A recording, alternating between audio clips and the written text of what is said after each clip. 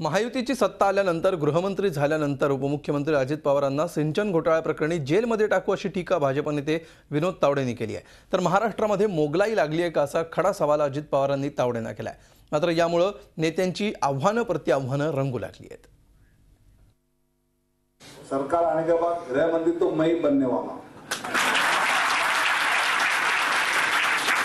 पहला काम कि सिंचाई में घोटाला करने वाले अजित पवार को जेल में डालना,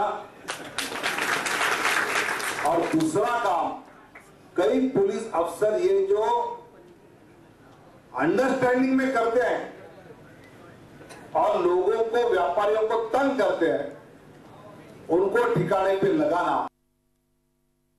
मोगलाई वगैरे लागली काय? कोणी उठून उद्या मी मदर म्हणलं की मी राज्याचा गृहमंत्री झालो की तुम्हाला जेलमध्ये टाकेल। जर कोणाच्या काही चुका असतील मधल्या काळामध्ये भारतीय जनता पक्षाची पहिल्यापासूनची पद्धत आहे खोटं बोलायचं, रेटून बोलायचं।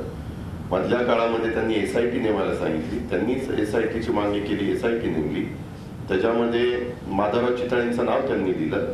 तो संपूर्ण अहवाल आपल्याही सगळ्यांच्या समोर आला, वेबसाईटवर उपलब्ध करून दिला।